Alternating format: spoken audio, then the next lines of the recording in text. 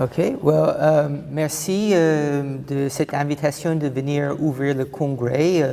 C'est certainement un grand jour quand on a un congrès dédié à ce thème qui allie apprentissage, école et créativité.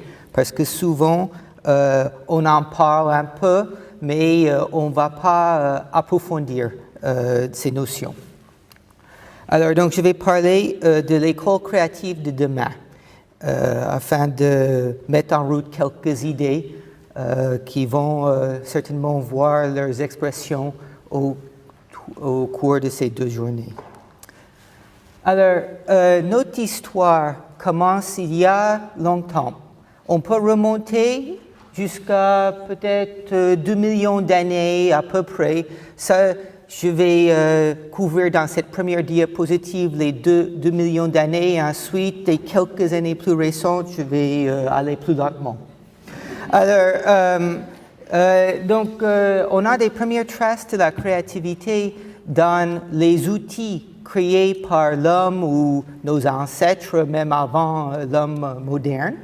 Et on voit qu'il y a eu là une transformation des choses, des pierres qu'on trouvait, et il y a eu cette idée que nous pouvons agir, inventer, faire autrement de ce qui est présenté devant nous dans la nature, et petit à petit, on transforme, on améliore, et on arrive à des outils et des méthodes et des choses innovantes. Donc c'est dans notre nature, c'est une qualité de survie d'être créatif. Alors, si on va plus récemment dans des grottes, par exemple la grotte de Lascaux, on voit des peintres rupestres, on voit des scènes de chasse. C'est peut-être une sorte de créativité artistique ou peut-être une sorte de créativité dans l'art de la communication qui a abouti à ce qu'on fait aujourd'hui, c'est-à-dire j'affiche des images sur le mur et j'en parle et on a l'outil pédagogique PowerPoint. Alors, mais il y a eu toujours, depuis le début du temps, ça c'est une bande dessinée que j'ai trouvée qui venait des archives de quelques millions d'années. Il y a toujours des réticences pour la pensée créative. Donc ici, on voit je ne sais pas si c'est la maîtresse d'école ou juste une mère de famille, mais un enfant qui vient d'avoir une petite idée qui peut nous être utile, alors va se voir un petit peu gronder parce qu'il faut vraiment juste faire le travail convenu, c'est-à-dire tirer des pierres vers le haut de la colline plutôt de s'amuser avec des nouveautés ici. Okay? Alors, souvent on contraste 2 grandes notions et je représente ces notions par ce que vous connaissez comme Homo sapiens et ce que je propose c'est la personne du 21e siècle que nous souhaitons former qui s'appelle Homo creativus, qui est marqué par son esprit d'invention. Donc, on contraste les personnes intelligentes et les personnes créatives. On contraste les personnes qui manient la connaissance d'une manière experte et des personnes qui inventent de nouvelles connaissances, qui font des liens entre des choses déjà existantes. Si on passe des tests de QI, et des mesures, des épreuves de créativité, on trouve que la corrélation est faible, typiquement. On ne mesure pas la même chose. Quelqu'un qui a un fort QI n'a pas forcément une forte capacité de créativité. Et donc, les corrélations, c'est autour de 0,10, 0,20, donc c'est des corrélations très faibles sur une échelle qui va jusqu'à 1, corrélation parfaite. Et si on met en relation la performance scolaire des notes et des mesures de créativité et pensée créative chez les étudiants, les élèves, les corrélations sont à peu près 0 et vont de plus 10 à moins 20. C'est-à-dire, parfois, ceux qui sont des bons élèves avec des notes élevées sont un peu moins créatifs que des moins bons élèves. Et souvent, quand on a constaté ce type de résultats dans des écoles en France, des enseignants étaient soulagés. Ils disaient « Oh, ça va, c'est bon », parce que ça veut dire on ne perd pas notre temps sur des choses en dehors du programme scolaire national. Donc, c'est bon. Alors, mais la créativité est de plus en plus souvent associée à des objectifs pédagogiques. Dans une étude 2010 par IBM chez des PDG dans plein de pays, la créativité était citée comme caractéristique parmi les plus importants pour des futurs PDG de ces grandes multinationaux. Dans une enquête 2013 menée par Adobe, PDF et compagnie, dans plein de pays, avec des enseignants et des parents d'élèves, il y a eu un grand pourcentage de parents et d'enseignants qui citent la créativité comme un objectif essentiel de l'école pour promouvoir l'économie du XXIe siècle et qui indiquent qu'ils souhaitent voir plus dans les programmes éducatifs à l'école. Mais de quoi parle-t-on finalement? Alors, il y a beaucoup à dire sur la définition de la créativité, mais je vais tout résumer dans cette diapositive afin de ne pas passer toute la matinée dessus. Donc, c'est une première approche et vous pouvez bien sûr avoir une idée un peu différente, un peu plus élaborée certainement. Donc, d'abord, quand on parle de créativité, c'est un mot qui se place dans un univers linguistique. On parle aussi d'imagination, d'invention, de découverte, d'innovation, création. Et ces termes ont des nuances différentes. Ils ne sont pas tout à fait la même chose. Okay. La créativité spécifiquement, on définit souvent en psychologie au moins, comme une capacité à inventer, à réaliser une production. Alors, production, c'est quoi? C'est une sorte d'œuvre, c'est une trace, c'est une poésie, c'est un dessin, c'est une idée élaborée en mots sur une page. Okay? Et cette œuvre a deux grandes caractéristiques. Il y a de la nouveauté. C'est quelque chose d'original. Original pour qui? Au moins, au minimum, original pour l'enfant qui vient d'inventer le truc. C'est le minimum. Et ça, c'est ce qu'on appelle la créativité à l'échelle personnelle. Il se peut que déjà d'autres ont eu cette idée, mais au moins que l'enfant vient d'avoir l'idée, c'est une expression créative à titre personnel. Ensuite, il y a la créativité par rapport à d'autres enfants. Donc là, c'est la créativité reconnue socialement parce que l'enfant, comparé à d'autres, a une idée un peu plus originale que d'autres. Ensuite, on peut dire qu'il y a la créativité dans un champ de pensée professionnel, on va dire. Et donc, il se peut que parfois des élèves inventent quelque chose qui a une valeur originale par rapport à un secteur de pensée. Donc, on peut très bien avoir un élève au lycée dans un parcours artistique qui fait une œuvre artistique et par rapport à d'autres artistes connus dans ce champ professionnel, ça a de la valeur. Et on a ce qu'on appelle la créativité C majuscule, c'est les grands éminents cas comme Picasso, Einstein et compagnie. Et donc, parfois, il y a une reconnaissance mondiale de la nature originale d'une idée. Alors, mais ce n'est pas uniquement avoir une idée originale, c'est aussi d'avoir une idée qui convient, qui est adaptée, qui répond aux exigences. Ce n'est pas n'importe quoi comme idée. Ce n'est pas l'imagination pure. Et donc, on aime bien distinguer des idées très originales mais qui sont n'importe quoi. On appelle ça le hors-sujet. Et ça, c'est pas bon.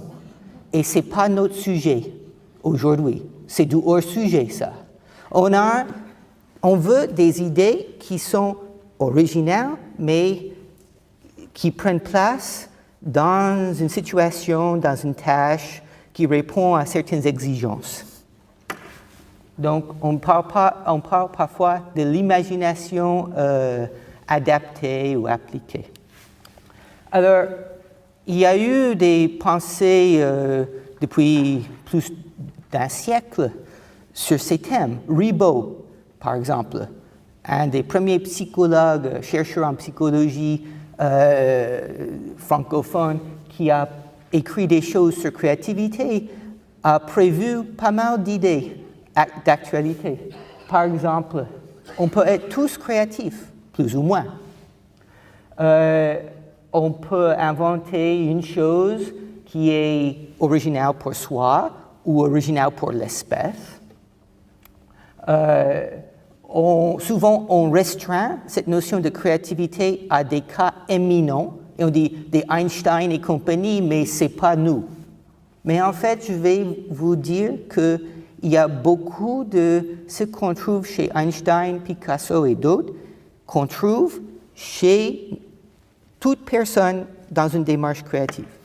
Et il a également suggéré que la créativité n'est pas une sorte de capacité générale, que vous êtes créatif partout, plus ou moins, mais on est créatif dans certains secteurs, peut-être moins dans d'autres secteurs, et donc il convient de parler de la créativité dans des champs d'action ou dans des disciplines. C'est plus intéressant de parler d'un profil que quelqu'un peut avoir plutôt que vous êtes à tel ou tel niveau de créativité et vous faites ça dans tout ce que vous faites.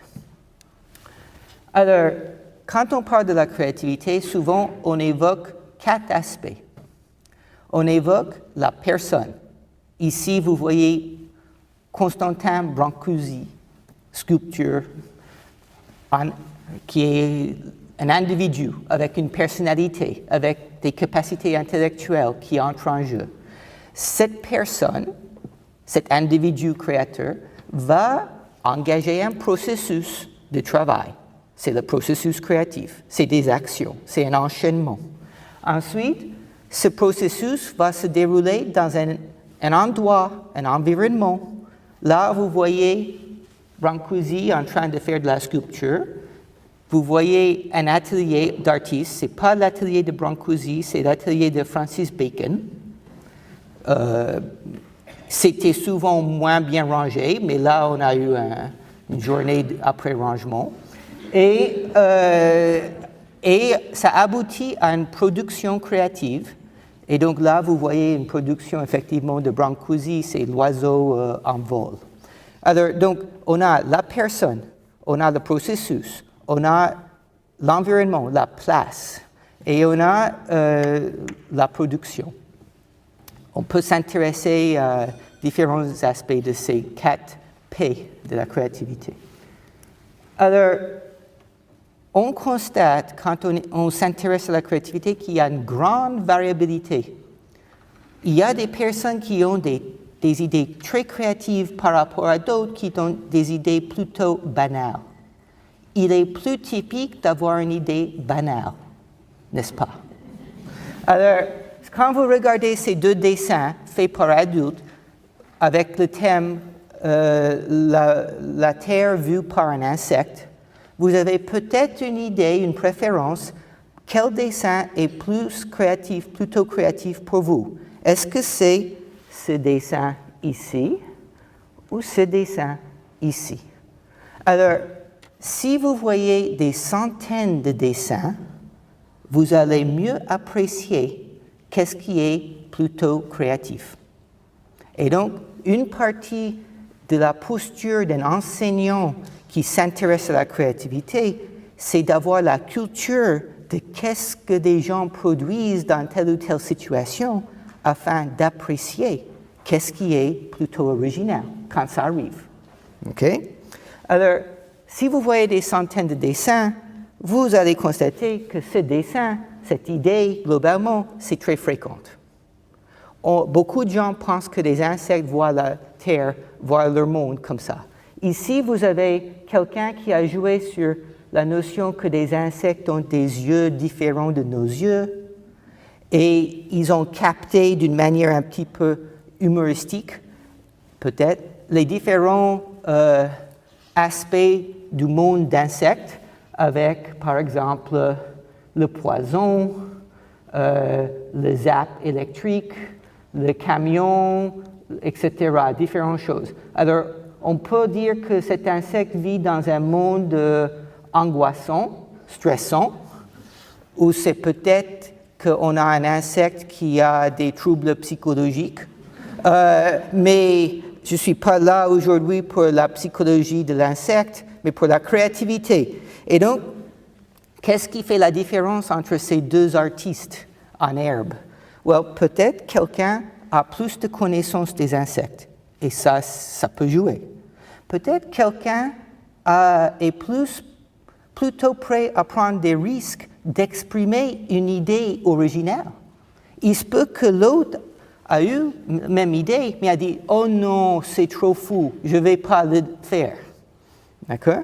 Donc, il y a beaucoup de choses qui peuvent jouer. Il se peut qu'il y ait une différence de processus de travail. Il se peut que là, beaucoup de monde commence ici avec une idée. Il dit « C'est pas mal, je vais élaborer mon dessin. Point final. » Et quelques personnes ont cette idée, ils disent « C'est peut-être pas une idée géniale, peut-être je peux faire mieux. Je vais poursuivre ma recherche. » Ensuite, il tombe sur une autre idée, il dit « Ah oui, ça c'est mieux. » Okay? Donc c'est une différence de processus, peut-être.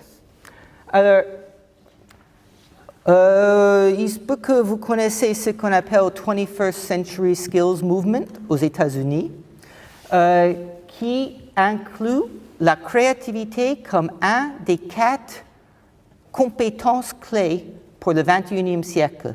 Des autres sont la capacité de pensée critique, la capacité de communication et la capacité de collaboration.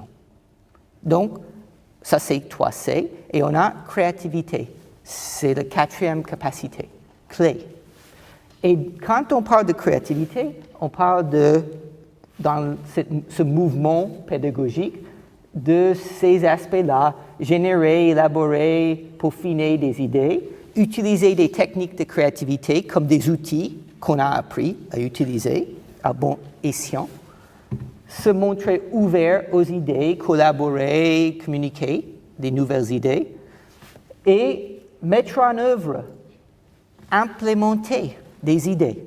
Ça, c'est des facettes de la compétence créative, selon cette approche qui est beaucoup d'écoles, beaucoup d'États souscrits dans le mouvement aux États-Unis, au moins.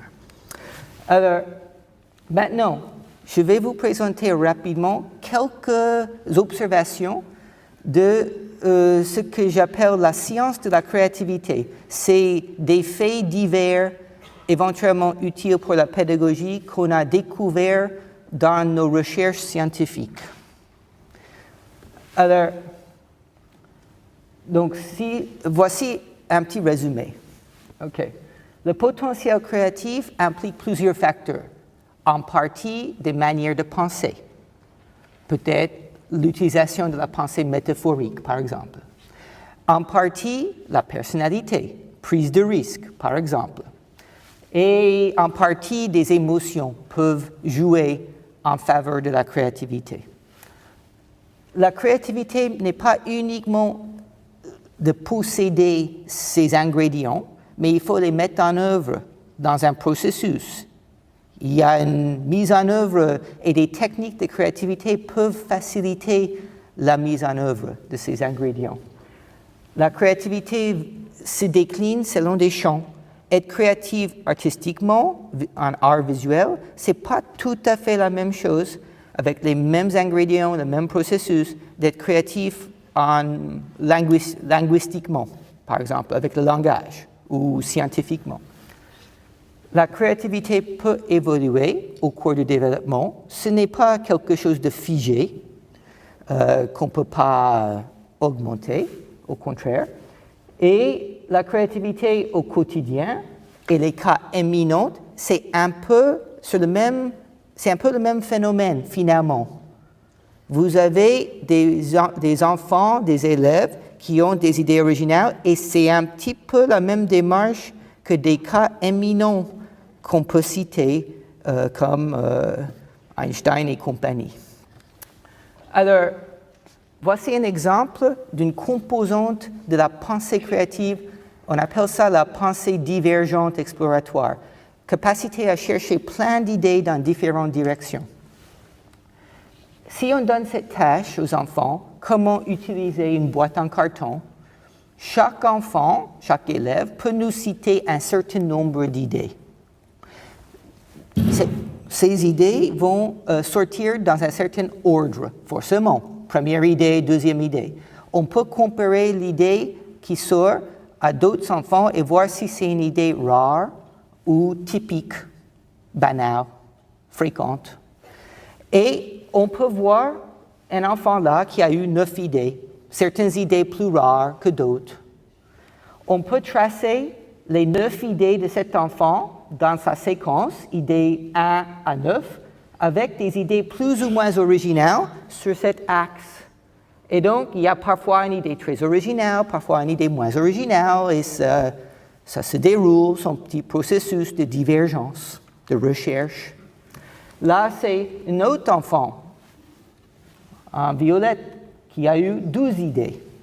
Et on s'est amusé à voir s'il y a quelque chose dans cette capacité de divergence qui peut être intéressant pour des applications en enseignement.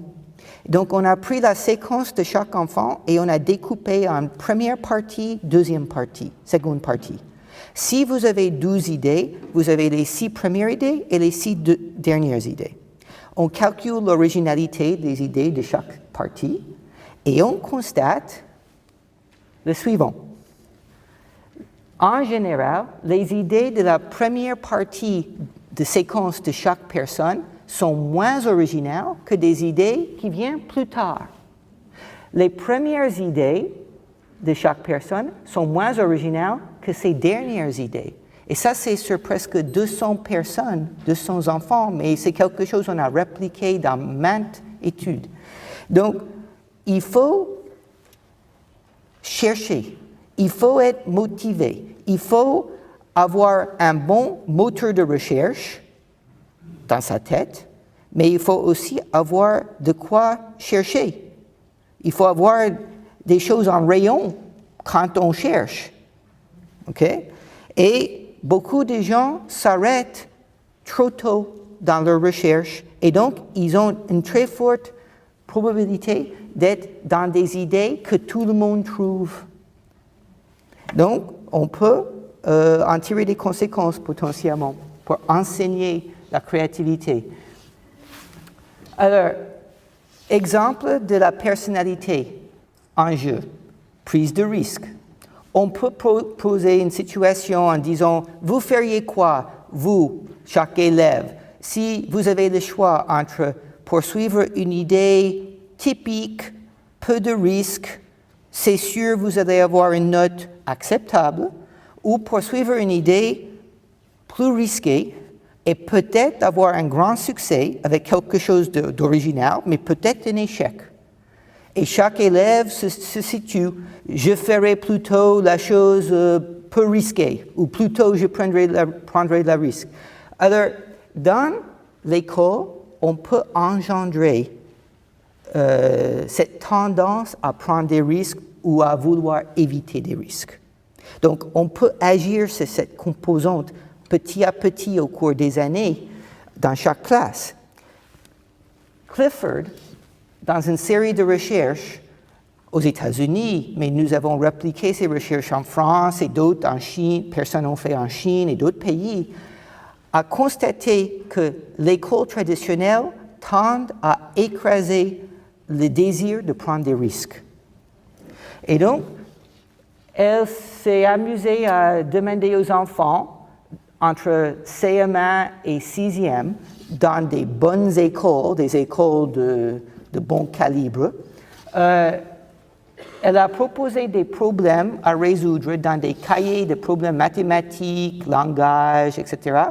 Et chaque élève choisit 6 problèmes parmi 35 que l'élève a envie de faire, qui sont fun. Et on constate que quand on prend des élèves de CM1, à peu près 10 ans, ils ont tendance à choisir des problèmes labellisés problèmes pour des élèves de CM1. Quelquefois des problèmes pour des CE2, un petit peu facile. Quand on prend des élèves de CM2, ils ont la tendance à choisir des problèmes labellisés problèmes indiqués pour des CM1. OK? Parce qu'ils sont plus performants, ils savent de quoi on parle là. OK? Ce qui est fun, c'est d'avoir une bonne note. C'est pas d'avoir un défi personnel. OK? Et quand on va en 6e, alors il y a soit on prend des problèmes pour CM2, soit carrément des problèmes de CM1. C'est encore plus fun parce que c'est plus facile. OK? Donc, c'est juste pour montrer que souvent à l'école, avec certains objectifs pédagogiques, on peut nuire à des aspects de l'esprit qui finalement sont importants pour autre chose, comme pour la créativité. Alors, parlons d'un cas éminent, Van Gogh. Van Gogh, qu'est-ce qui fait que Van Gogh a eu une poussée énorme de créativité à un moment dans sa vie? Well, il y a eu plein de choses ensemble à ce moment-là. C'était une convergence spécifique qui fait Van Gogh est devenu un cas éminent. Il y avait bien sûr Van Gogh, sa personnalité, son profil émotionnel. Il y a eu aussi Millet, pardon, il manque un M. Millet, c'est un artiste français qui a beaucoup inspiré Van Gogh dans ses compositions. Vous voyez un peu l'inspiration d'une œuvre de Millet, et après Van Gogh a vu ça, il a fait ça. OK? Mais il a fait avec son style de couleur et d'émotion. Il y a eu aussi l'environnement de Van Gogh à Arles, en France. Alors, Arles, c'était super, la lumière était très propice, c'était une lumière comme au Japon, qui plaisait bien à Van Gogh. Van Gogh, il ne connaissait pas le Japon, mais il imaginait la lumière du Japon comme ça, et donc il était dans un bon environnement. Et aussi, il y avait le passage de Gauguin, camarade de classe des artistes, qui était stimulant, et Théo, son frère, qui soutenait Van Gogh dans sa démarche artistique. Donc tout ça ensemble, à un moment, fait que la plupart de ses grandes œuvres sont faites pendant sa période à Arles, en fait. Alors, maintenant, parlons du processus créatif. Quelques mots. Je vais citer des études qui vont être davantage présentées plus tard, aujourd'hui ou demain, et c'est des recherches qu'on avait faites avec beaucoup de collègues, dont Marion Boutella. Et on a demandé à des étudiants de l'art, des étudiants d'écriture scénaristique, d'ingénierie, de design, etc. Aussi, avec design, Nathalie Bonardel et son équipe étaient impliquées. Et donc, ces étudiants ont suivi leur processus de création au cours de plusieurs semaines de travail.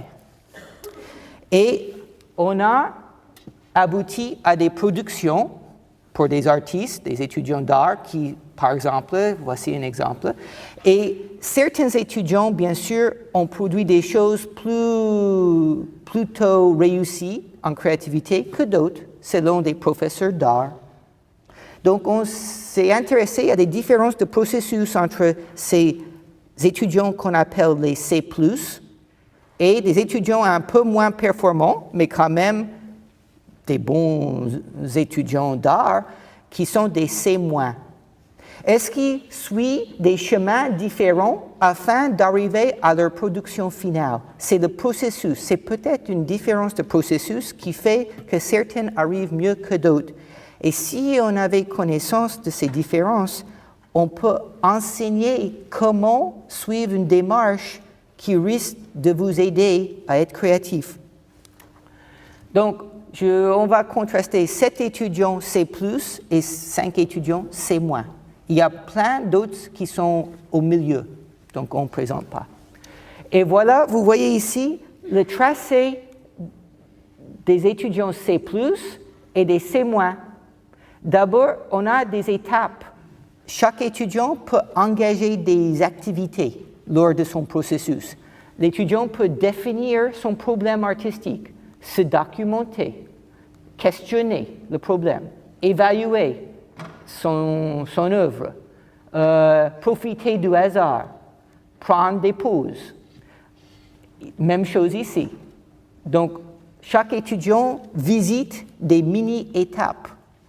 Et on s'intéresse à des enchaînements entre ces étapes. Pardon. Et donc, d'abord, vous voyez visuellement que des C+, il y a un peu moins de flèches qui partent dans tous les sens que des C-. OK? Ça, c'est des transitions fréquentes pour des deux groupes d'étudiants d'artistes. Donc, si on prend un exemple, après avoir défini leur problème artistique, beaucoup de C+, vont aller se documenter sur le thème. C'est très fréquent. Tandis que les C-, ils vont pas forcément se documenter tout de suite, ils vont aller faire autre chose, d'accord? Et donc, c'est des chemins différents. C'est comme si on avait des recettes de gâteaux. Et selon la séquence des actions dans la recette, vous allez avoir un aboutissement plus ou moins agréable à manger. Donc, dans les cours de cuisine, on dit, écoutez, d'abord, vous mélangez des œufs et la farine avant de mettre les trucs dans le four. Et tout le monde comprend que le processus, c'est important. OK? Alors, donc, des C+, après avoir défini le problème, vont se documenter. Des C-, ils vont aller expérimenter tout de suite. Ils définissent le problème, ils disent, OK, on va en studio, on essaie. Des C+, quand ils sont en expérimentation, ils trouvent ça très positif, motivant, émotionnellement agréable. Et des C-, ils sont stressés, ils ont des doutes, des frustrations. Donc, c'est des différences dans le processus. Alors, est-ce qu'on peut être créatif dans plein de secteurs ou est-ce qu'on tente à réussir mieux ici et là selon le champ? Well, si on demande aux gens de faire beaucoup de productions créatives et on corrèle le résultat de leur production évalué par des panels de juges, on a des corrélations plus ou moins fortes. Quand on donne deux tâches quasi identiques, deux dessins avec des thèmes différents, la corrélation est assez forte.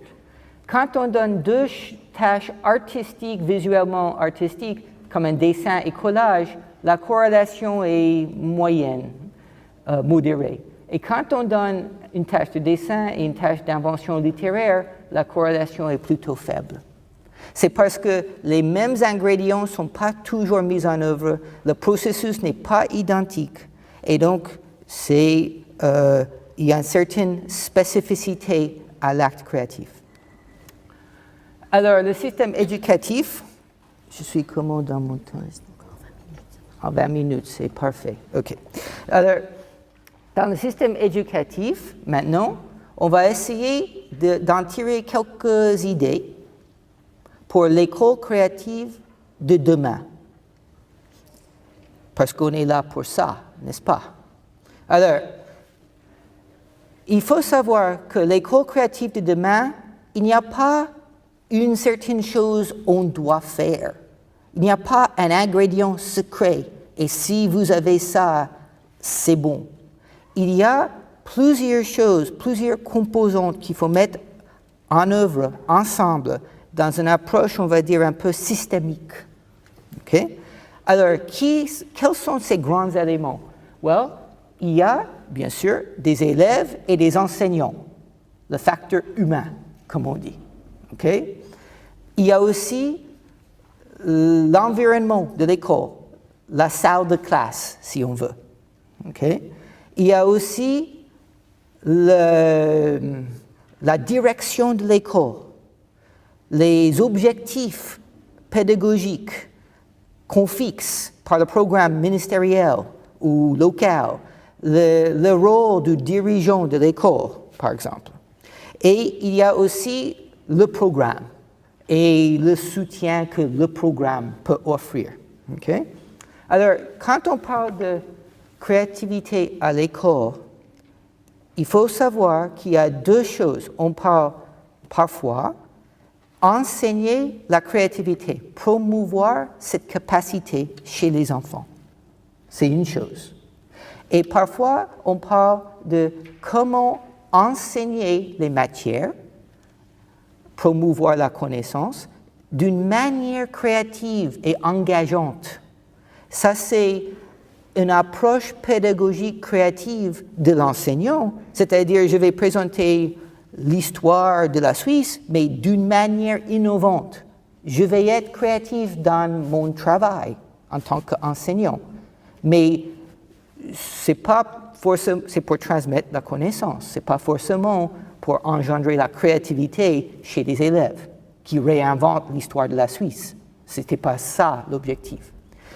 Et on peut concevoir le métier d'enseignant d'une part comme acteur de créativité parce que vous montrez un exemple de quelqu'un créatif dans son quotidien. Et aussi, on peut concevoir le métier d'enseignant comme ce qu'on appelle un métier créatif parce que vous avez une certaine liberté dans votre conception d'un cours et comme un artiste, vous pouvez inventer quelques activités pédagogiques. Et donc, ce n'est pas un métier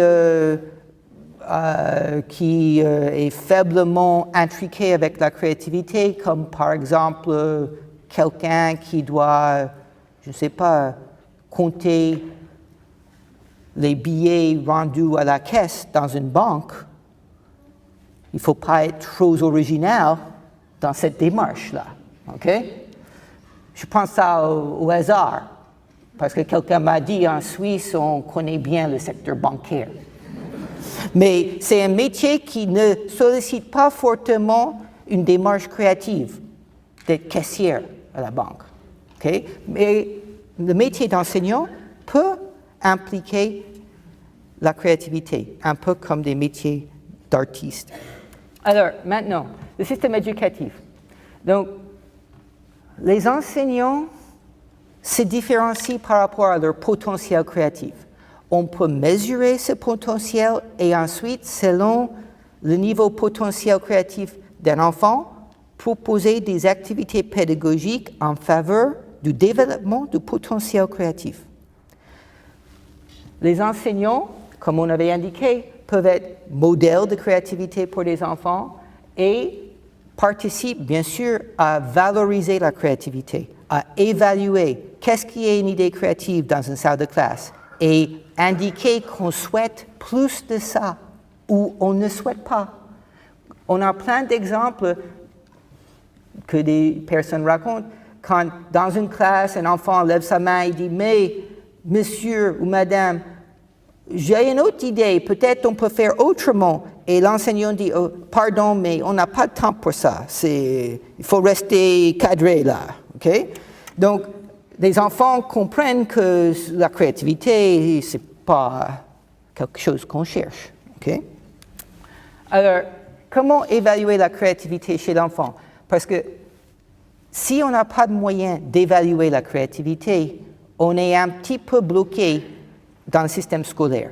On veut voir qu'on progresse, qu'on avance, que par l'enseignement, on fait profiter des élèves et ils deviennent plus créatifs. Et ce n'est pas juste qu'il me semble que mes activités étaient favorables. Il faut avoir des marqueurs de performance. Ça, c'est un sujet à débattre, mais c'est l'idée que je vous propose. Et donc, avec Maude Besançon et Baptiste Barbeau et d'autres collègues, on a proposé plusieurs épreuves qu'on appelle EPOC, évaluation de potentiel créatif, qui sont utilisables par des enseignants ou par des psychologues, etc. en individuel ou en groupe classe. Et donc, je vous donne des exemples parce que ces épreuves se déclinent par champ. On a des épreuves de dessin, des épreuves d'invention littéraire, des épreuves de créativité sociale, etc., créativité scientifique. Et on demande aux enfants d'engager la pensée divergente et aussi la pensée intégrative de synthèse créative. Donc, je vais juste vous donner des exemples d'épreuves. Dans les épreuves de créativité graphique artistique, pensée divergente, on donne une forme banane. Et l'enfant doit faire beaucoup de dessins dans un temps limité. Ça, c'est un enfant qui a fait ces dessins. Certains enfants sont plus performants que d'autres et par ailleurs, la pensée divergente s'entraîne bien. On peut prendre une classe et après une séquence d'entraînement de peut-être 2 mois d'exercice, la moyenne de la classe en pensée divergente peut augmenter sensiblement. On a des recherches dessus que si je vous parle en termes d'augmentation de QI comme exemple métaphoriquement, vous savez, le QI moyen, c'est 100 points. Un écart type de QI, c'est 15 points. Si je vous dis, j'ai des paquets d'exercices qui permettent de monter le QI moyen d'un groupe d'élèves de 100 à 115 après 2 mois, vous dites, c'est pas mal. OK? Et on a des choses un petit peu comme ça, disons, qui peuvent monter au moins de 100 à 110, 10 points en divergence. Donc, c'est quelque chose qui peut s'enseigner. En pensée convergente de synthèse, on donne plein d'éléments et l'enfant doit faire un dessin ensemble avec tout.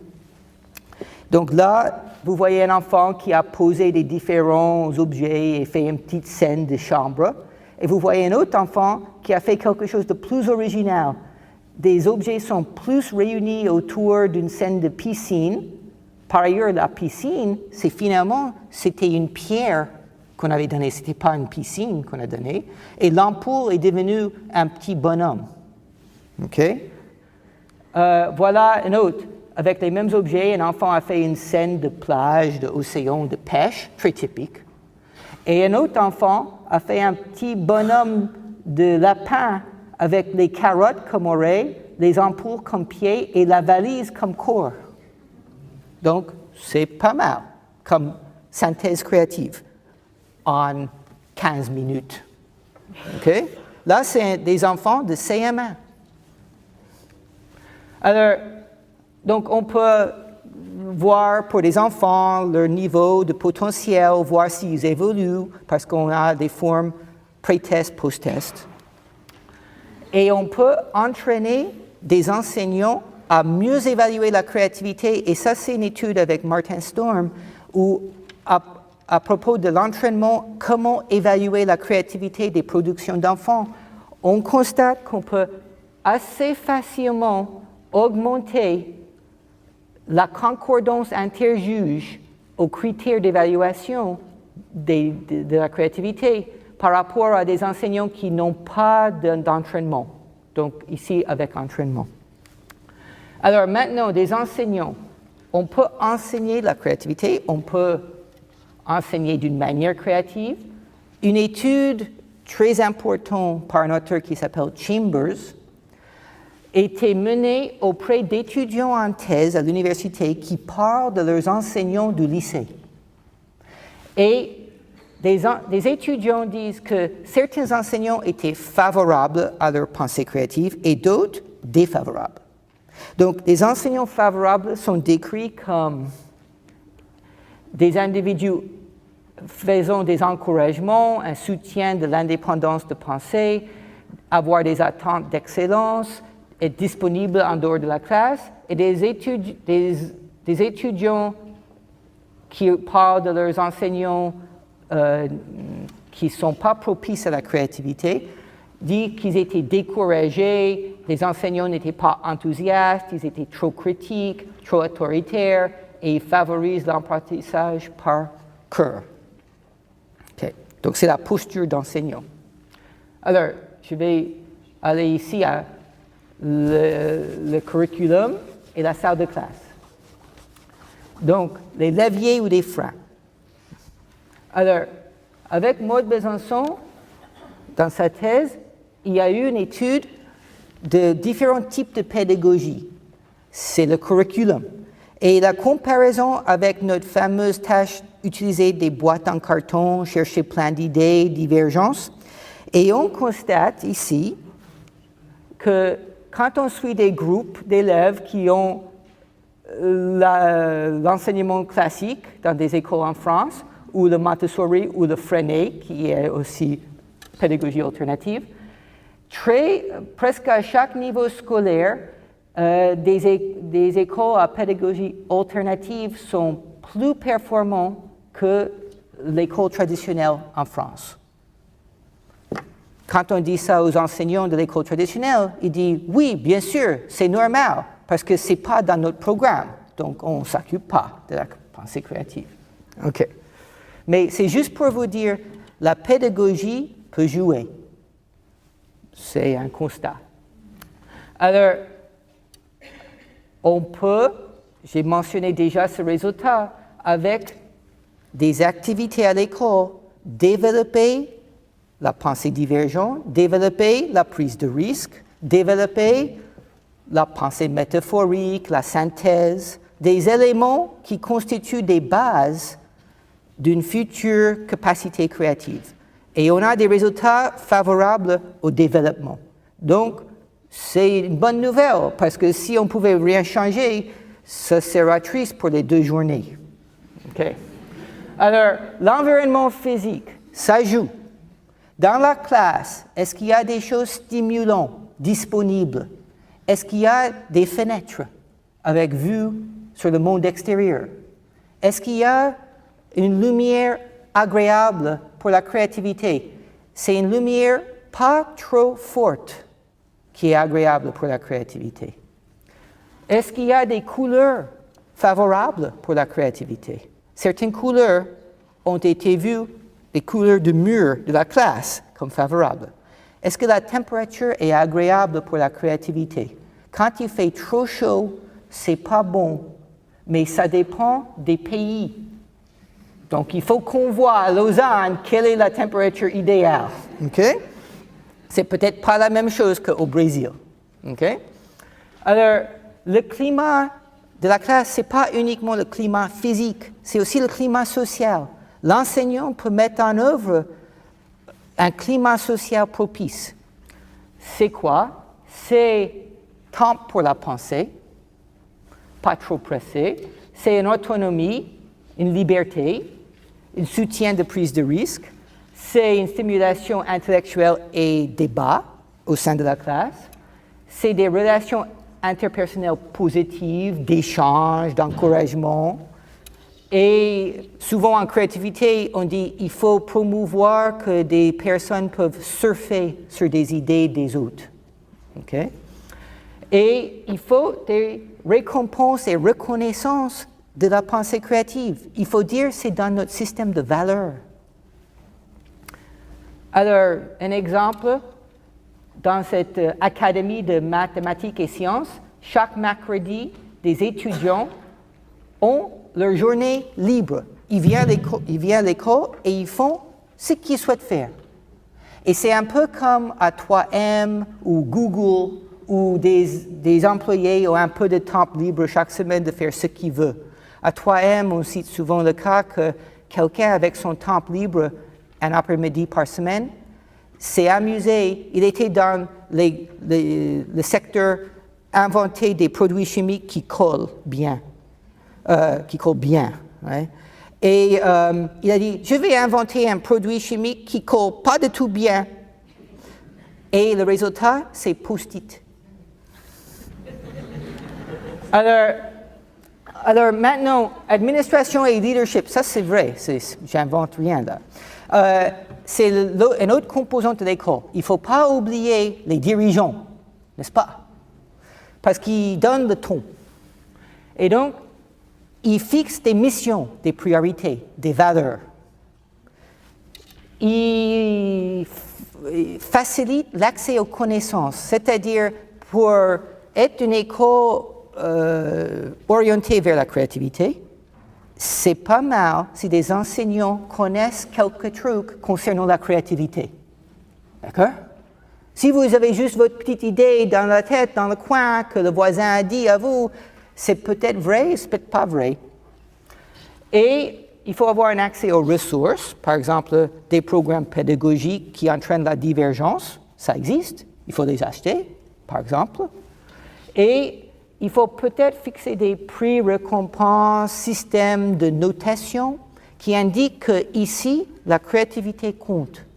J'ai été frappé à l'université, quand je mets dans la notation que vous avez quelques points pour une idée originale dans votre papier de synthèse, tout le monde peut avoir une idée originale pour avoir quelques points, finalement. Ils peuvent le faire. Alors, revenons à Adobe, cette grande enquête. Qu'est-ce qui freine la créativité? Qu'est-ce qui diminue la créativité à l'école? Trop d'importance aux tests standards, avoir de bons résultats, PISA, ce genre de choses, manque de ressources, manque de compréhension de la créativité par des enseignants et restriction du programme pédagogique. Il faut faire ce que le ministère a dit il faut faire et pas autre chose. Et donc, je conclue là. Le développement de la créativité, qu'est-ce qu'il nous faut? Des mesures de potentiel créatif, une formation des enseignants concernant les leviers de la créativité, le design de la salle de classe et des programmes soutenant la créativité. Là, on a l'ingénierie pédagogique des enseignants que vous pouvez mettre en œuvre dans votre matière et un leadership qui fait une priorité de l'éducation d'être dans une démarche de créativité. Ça va le timing? OK. Voilà. Donc.